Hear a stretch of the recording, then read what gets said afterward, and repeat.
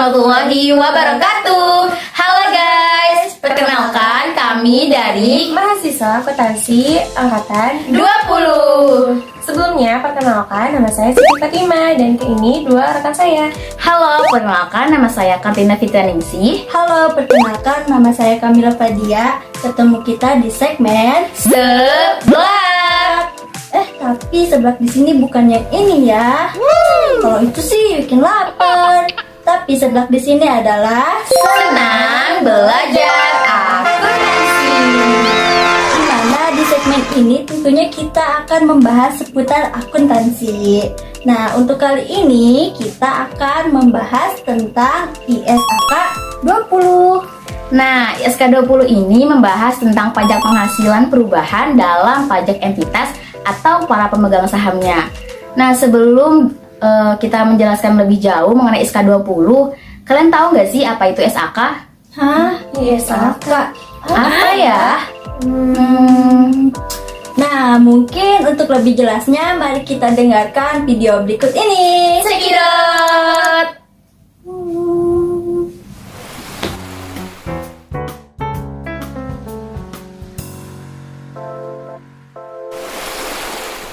Halo, perkenalkan nama saya Kartina Fitrianingsih dengan NIM C.20105994. Baik, di sini saya akan menjelaskan mengenai standar akuntansi keuangan atau SAK. SAK adalah pernyataan standar akuntansi keuangan atau biasa disebut dengan PSAK dan interpretasi standar akuntansi keuangan atau ISAK yang diterbitkan oleh Dewan Standar Ikatan Akuntan Indonesia dan Dewan Standar Syariah Ikatan Akuntan Indonesia serta peraturan regulator pasar modal untuk entitas yang berada di bawah pengawasannya. Efektif 1 Januari 2015 yang berlaku di Indonesia secara garis besar akan konvergen dengan International Financial Reporting Standard atau biasa disebut dengan IFRS yang berlaku efektif 1 Januari 2014. DSAK IAI telah berhasil meminimalkan perbedaan antara kedua standar tersebut dari 3 tahun di 1 Januari 2012 menjadi 1 tahun di 1 Januari 2015. Ini merupakan suatu bentuk komitmen Indonesia melalui DSAK IAI dalam memainkan perannya selaku satu-satunya anggota G20 di kawasan Asia Tenggara. Selain SAK yang berbasis IFRS, DSAK IAI telah menerbitkan PSAK dan ISAK yang merupakan produk non-IFRS, antara lain PSAK 28, PSAK 38, ISAK 31, ISAK 32, dan ISAK 35, serta ISAK 36. Diharapkan dengan semakin sedikitnya perbedaan antara SAK dan IFRS dapat memberikan manfaat bagi pemangku kepentingan di Indonesia. Perusahaan yang memiliki akuntabilitas publik, regulator yang berusaha menciptakan infrastruktur pengaturan yang dibutuhkan, khususnya dalam transaksi pasar modal, serta penggunaan informasi laporan keuangan dapat menggunakan SAK sebagai suatu panduan dalam meningkatkan kualitas informasi yang dihasilkan dalam laporan keuangan. Baik, itulah penjelasan dari PSAK dan ISAK. Semoga penjelasan tersebut dapat menambah pengetahuan teman-teman seputar akuntansi. Nah, selanjutnya mari kita bahas inti dari pembelajaran kali ini, yaitu mengenai ISAK 20, di mana ISAK 20 ini membahas tentang pajak penghasilan perubahan dalam status pajak entitas atau para pemegang sahamnya yang diadopsi dari IAS 12 Income Tax menjadi PSAK 46 revisi 2010 tentang pajak penghasilan.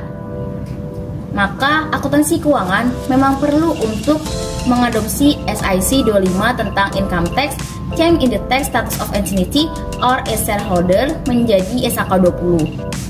Dan ISAK 20 ini menerapkan interpretasinya untuk periode tahun buku pada 1 Januari 2012. Baik, terima kasih. Cukup sekian yang dapat saya sampaikan. Untuk lebih jelasnya, mari kita dengarkan penjelasan dari rekan-rekan saya berikut ini.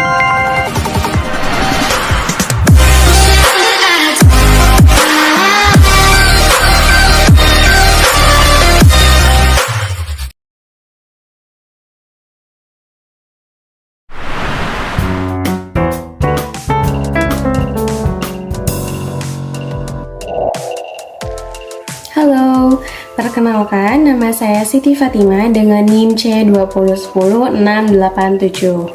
Di sini saya akan menjelaskan bagian isi penjelasan standar, yaitu permasalahan pada ISAK 20. Poin yang pertama, yaitu suatu perubahan dalam status pajak entitas atau para pemegang sahamnya dapat mengakibatkan liabilitas atau aset pajak suatu entitas meningkat atau menurun. Misalnya, hal ini mungkin terjadi pada saat pendaftaran instrumen ekuitas entitas di bursa atau pada saat restrukturisasi ekuitas suatu entitas. Hal ini mungkin juga terjadi bila pemegang saham pengendali pindah ke negara asing. Sebagai akibatnya, entitas dapat dikenakan pajak secara berbeda. Kemudian poin yang kedua adalah suatu perubahan dalam status pajak entitas atau para pemegang sahamnya dapat mempengaruhi liabilitas atau aset pajak ini. Perubahan tersebut juga dapat meningkatkan atau menurunkan liabilitas dan aset pajak tangguhan yang diakui oleh entitas. Tergantung pada dampak perubahan dalam status pajak yang memiliki konsekuensi pajak yang akan timbul dari pemulihan atau penyelesaian jumlah tercatat aset dan liabilitas dari entitas. Contohnya, entitas dapat mendapatkan atau kehilangan insentif pajak atau menjadi subjek dari pajak berbeda di masa depan. Kemudian poin yang ketiga adalah permasalahannya adalah bagaimana suatu entitas dapat memperhitungkan konsekuensi pajak atas suatu perubahan dalam status pajaknya atau para pemegang sahamnya. Baik, cukup sekian yang bisa saya jelaskan. Pemaparan selanjutnya akan disampaikan oleh rekan saya.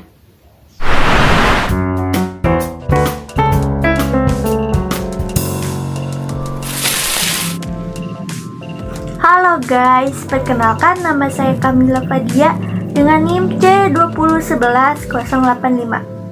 Di sini saya akan menjelaskan tentang interpretasi dan tanggal efektif pada ISAK 20. Oke, yang pertama ada poin keempat tentang interpretasi, di mana suatu perubahan dalam status pajak entitas atau para pemegang sahamnya tidak menimbulkan kenaikan atau penurunan di luar jumlah yang diakui dalam laporan laba rugi, yang nantinya akan menimbulkan konsekuensi pajak kini dan pajak tangguhan atas perubahan dalam status pajak yang harus tercakup dalam laporan laba rugi pada periode berjalan, kecuali konsekuensi tersebut terkait dengan transaksi dan kejadian yang menghasilkan pada periode yang sama ataupun berbeda, yang nantinya harus dikreditkan langsung atau dibebankan langsung pada jumlah yang diakui dalam ekuitas atau jumlah yang diakui dalam pendapatan komprehensif lainnya. Oke, yang pertama ada konsekuensi pajak yang terkait dengan perubahan dalam jumlah yang diakui dalam ekuitas pada periode yang sama atau berbeda yang tidak termasuk laporan laba rugi, maka harus dibebankan langsung atau dikreditkan langsung pada ekuitas. Selanjutnya ada konsekuensi pajak yang terkait dengan jumlah yang diakui dalam pendapatan komprehensif lainnya, maka harus diakui dalam pendapatan komprehensif lainnya pula. Oke, selanjutnya ada poin kelima tentang tanggal efektif untuk ISAK 20, di mana penerapan interpretasi ini akan dimulai untuk periode tahun buku yang dimulai pada 1 Januari 2012 dan dianjurkan untuk melakukan penerapan dini, khususnya untuk entitas pada perusahaan yang melakukan kombinasi bisnis dianjurkan untuk melakukan penerapan dini. Ini dilakukan karena PSAK 22 akan diterapkan pada 1 Januari 2011. Oke, mungkin cukup sekian yang bisa saya sampaikan. Kurang lebihnya mohon maaf. Assalamualaikum warahmatullahi wabarakatuh. Bye.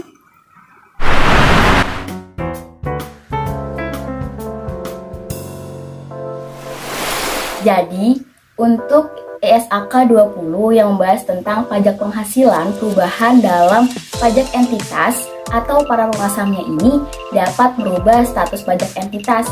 Nah, apa aja sih yang dapat merubah status pajak entitas itu?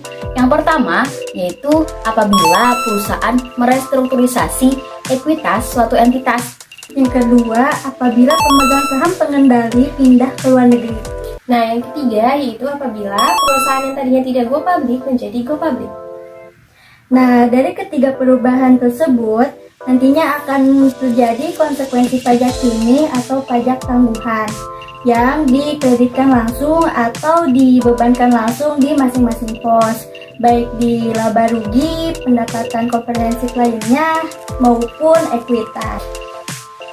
Mungkin ini aja yang bisa kita sampaikan ya teman-teman. Kalau misalnya ada kesalahan atau kekurangan bisa komen di kolom komentar.